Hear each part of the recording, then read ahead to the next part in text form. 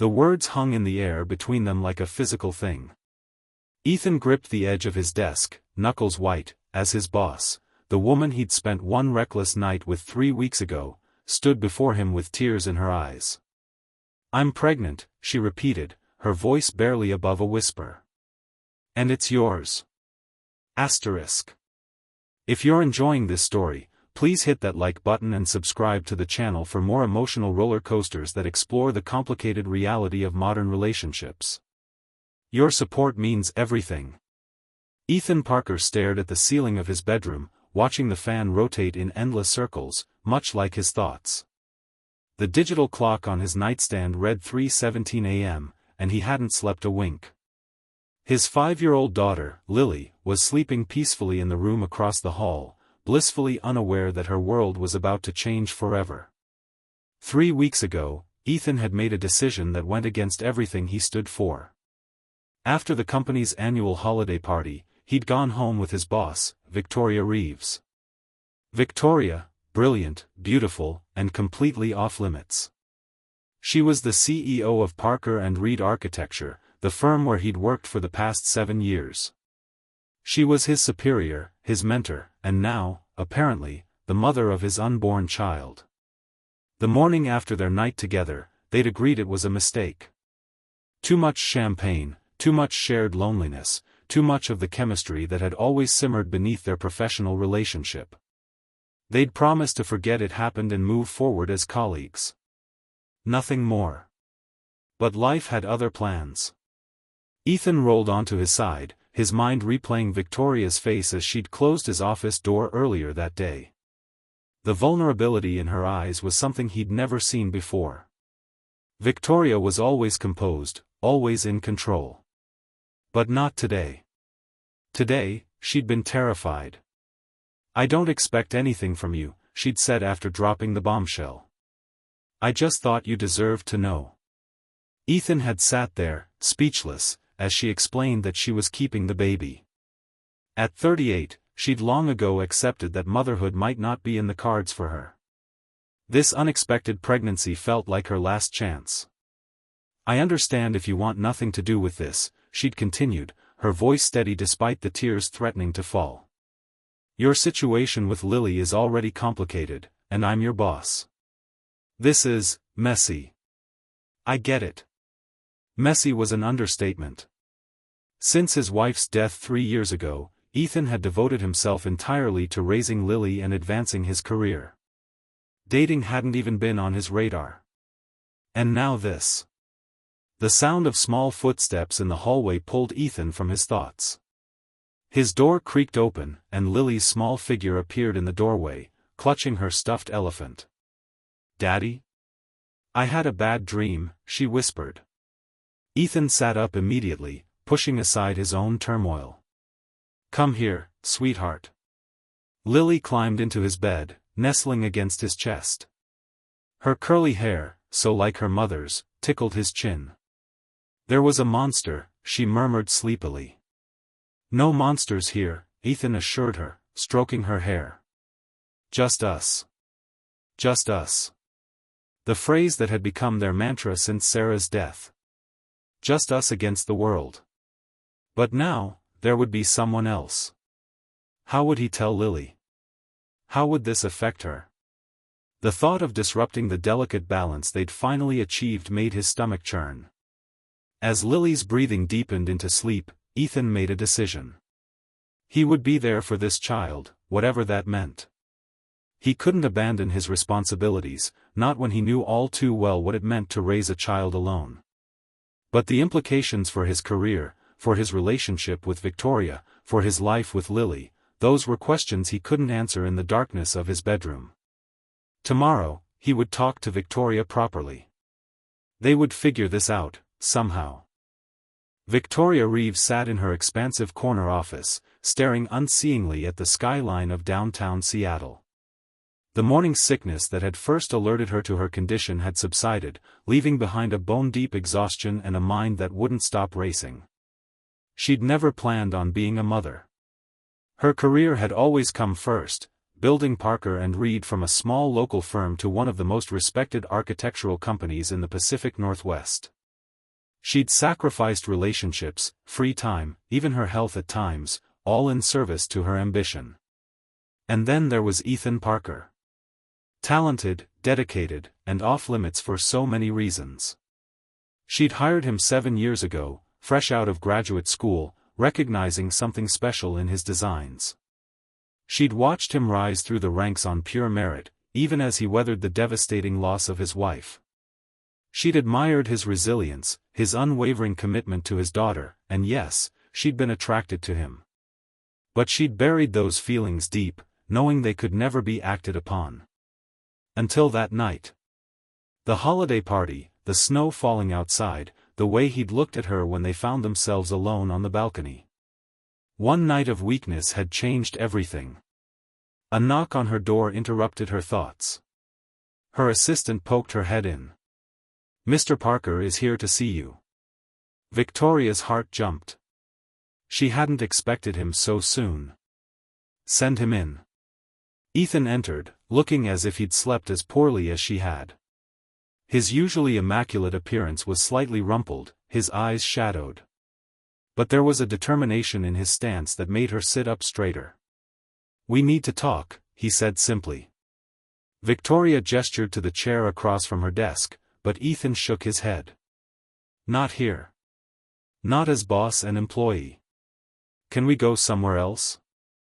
The park down the street, maybe?" 20 minutes later, they sat on a bench overlooking Elliott Bay, the morning sun glinting off the water. The December air was crisp and cold, but Victoria barely noticed, too focused on the man beside her. "I want to be involved," Ethan said without preamble. "I don't know what that looks like yet, but I want to be a father to this child." Victoria felt a weight lift from her shoulders, one she hadn't even realized she'd been carrying. "I wasn't sure what you'd say." "Neither was I," Ethan admitted. "But I couldn't sleep last night, thinking about it. About what my late wife would say if she knew I'd walked away from my own child. About what kind of example that would set for Lily." "Lily," Victoria echoed. "How will you tell her?" Ethan ran a hand through his hair, a gesture Victoria had seen countless times in stressful meetings. "I don't know yet. She's only 5. She barely remembers a time when her mother was alive. This will be confusing for her." "And what about work?" Victoria asked the question that had been plaguing her. "The company has strict policies about relationships between management and staff." "Policies you wrote," Ethan pointed out with a hint of irony. "Yes." Victoria looked down at her hands. "We could keep it quiet, but eventually. Eventually, I'll be the employee who slept with the boss and got her pregnant. Not exactly the professional reputation I've worked for." The bluntness of his words stung, but Victoria couldn't deny their truth. "I could transfer you to another department, but that feels like punishment when you've done nothing wrong. We both made this decision." Ethan was quiet for a long moment, watching a ferry cross the bay. "I've been offered a position at Westlake Design," he finally said. "They approached me last month. I turned them down because I'm happy at Parker and Reed, but under the circumstances." Victoria felt a pang of loss at the thought of Ethan leaving the company. He was one of her most valuable architects, someone whose work she genuinely admired. But more than that, she'd grown accustomed to his presence, his insights, the way he challenged her thinking in the most respectful ways. "That might be the cleanest solution," she acknowledged reluctantly. "But Ethan, I don't want you to feel forced out." "I don't," he assured her. "Westlake is a good firm. The position is a step up, actually. I just never wanted to leave what we've built at Parker and Reed." The "we" wasn't lost on Victoria. In many ways, the company's evolution over the past 7 years had been a collaboration between them, even if she held the title of CEO. "There's something else we need to discuss," Victoria said, steering the conversation back to the most immediate concern. "What do we tell people? About us, about the baby?" Ethan's expression grew troubled. "I don't know. The truth seems simplest, but also the most complicated. That we had a one-night stand and now we're having a baby together, while you moved to a competing firm? Victoria couldn't help the bitter laugh that escaped her. That will certainly get the rumor mill going. Or, Ethan said slowly, we could say we've been seeing each other quietly for some time.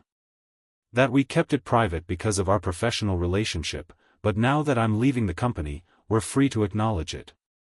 Victoria considered this a lie, but one that would preserve both their dignities and provide a more stable narrative for the child. And the timing of the pregnancy? Close enough that people won't question it too deeply, Ethan reasoned. Most people don't count months that carefully. It was a solution, if not a perfect one. But as Victoria looked at Ethan, this man she respected, admired, and yes, desired, she couldn't help wondering if they were making another mistake. Bringing a child into a relationship that didn't actually exist seemed like a recipe for disaster. As if reading her thoughts, Ethan reached over and took her hand. I know this isn't how either of us planned to have a family. But we respect each other, Victoria. We work well together. Maybe that's enough of a foundation to build on. Victoria squeezed his hand, allowing herself a moment of vulnerability. I hope so. For all our sakes. The next 2 months passed in a blur of doctor's appointments, legal consultations, and careful planning. Ethan accepted the position at Westlake Design, giving Parker and Reed a generous notice period to ensure a smooth transition. Victoria announced her pregnancy to the board of directors, presenting it as happy personal news without elaborating on the father's identity. And then there was Lily. Ethan had agonized over how to tell his daughter about the baby. He'd consulted with her therapist, read books on blended families, and still felt woefully unprepared when the moment came. They were at the zoo, Lily's favorite place, watching the penguins swim. She was giggling at their antics, her face lit up with joy, when Ethan knelt beside her. Lily Bug, I have something important to tell you, he began. Lily turned to him, her brown eyes curious. What is it, Daddy? You know my friend Victoria? The lady from my work who came to dinner last week? Lily nodded. Victoria had come over for a carefully orchestrated dinner, the first step in introducing her to Lily's life in a new context. Well, Victoria and I are going to have a baby together. You're going to be a big sister. Lily's eyes widened. A baby? Like Mrs. Rodriguez's new baby? Yes, like that. The baby is growing in Victoria's tummy right now, and in the summer, it will be born. Lily's brow furrowed as she processed this information. But where's the baby's mommy? The innocent question hit Ethan like a physical blow. Victoria is the baby's mommy, sweetheart. But she's not my mommy, Lily said, confusion evident in her voice. My mommy is in heaven. Ethan took a deep breath. That's right. Your mommy, Sarah, is in heaven. She'll always be your mommy. Victoria won't replace her. But Victoria will be this new baby's mommy, and I'll be the daddy to both of you. Lily seemed to consider this, her small face serious. Will you love the baby more than me? No, Ethan said firmly, pulling her into a hug. Never. I will always love you with my whole heart, Lily. Having another child doesn't change that. Love doesn't divide, it multiplies. It was a phrase the therapist had suggested, and Ethan wasn't sure if a 5-year-old could grasp the concept, but Lily nodded against his shoulder. Can the baby be a girl? She asked. Boys are gross. Ethan laughed, relief washing over him. We don't get to choose, but we'll find out soon if it's a boy or a girl. I hope it's a girl, Lily declared, already moving on to watch the penguins again. I can teach her how to draw stars. Later that night, after Lily was asleep, Ethan called Victoria to report on the conversation. They'd been talking more frequently, not just about the baby but about their days, their thoughts, their lives. It was a strange kind of courtship, backwards and unconventional, but Ethan found himself looking forward to their calls. She took it better than I expected, he told Victoria. She's already planning what she'll teach her little sister. Sister? Victoria's voice held amusement. Has she decided it's a girl? Apparently boys are gross, Ethan said, smiling into the phone. Can't say I disagree, having been a 5-year-old boy once. Victoria laughed, the sound warming him. Well, we'll find out next week at the ultrasound. Are you still planning to come? Wouldn't miss it, Ethan assured her. I've already cleared it with my new boss. There was a pause, and Ethan could sense Victoria gathering her courage for something. Ethan, I've been thinking about our arrangement. His heart rate picked up. What about it? We've been talking about co-parenting, living separately, essentially raising this child in 2 homes from the start. Yes, Ethan agreed cautiously. I'm wondering if that's really the best approach. For the baby, for Lily, for us. Ethan sat up straighter. What are you suggesting? Victoria took a deep breath. I'm suggesting we consider living together, at least for the first year. A trial period. We get along well, we respect each other, and it would give the baby a stable start with both parents present. The proposal hung between them, unexpected and yet somehow not entirely surprising. They'd been circling each other for weeks, their relationship evolving into something neither of them had anticipated. What about Lily? Ethan asked, his first concern always his daughter. She'd be part of this too, of course, Victoria said quickly. My house has plenty of room. She could have her own space, decorated however she likes. And it would give her time to adjust to the baby with both of us there to support her. Ethan considered the idea. It was unconventional, certainly. But then, nothing about their situation was conventional. It's a big step, he said finally. Moving in together when we're not even. When we're not even a couple, Victoria finished for him. I know. And I'm not proposing we jump into a romantic relationship. I'm suggesting a practical arrangement for the sake of our children. Children. Plural. The word struck Ethan, reminding him that they were already inextricably linked, regardless of what they decided. Let me think about it, he said. It's not just my decision. Lily's stability has to come first. Of course, Victoria agreed. Take all the time you need. And Ethan? Thank you for being so present in all of this. I know it wasn't what you planned. After they hung up, Ethan sat in the darkness of his living room, contemplating Victoria's proposal. Living together. Creating a family unit, even if it wasn't based on romance. It was pragmatic, logical, very much in character for Victoria. But there was something else there too, something neither of them had acknowledged. The attraction that had led to their one night together hadn't disappeared. If anything, it had deepened as they navigated this unexpected journey together. Ethan walked down the hall to check on Lily, finding her sprawled across her bed, one arm wrapped around her stuffed elephant. Moving her would mean uprooting her again, after she'd finally settled into a routine following her mother's death. But staying separate from Victoria meant the new baby would never know what it was like to have both parents under one roof. There were no perfect answers, only choices with different consequences. The ultrasound room was dimly lit, the technician's face illuminated by the glow of the monitor as she moved the wand across Victoria's slightly rounded abdomen. Ethan sat beside the examination table, his hand tentatively resting near Victoria's. There's the heartbeat, the technician said, pointing to a rapid fluttering on the screen. Nice and strong.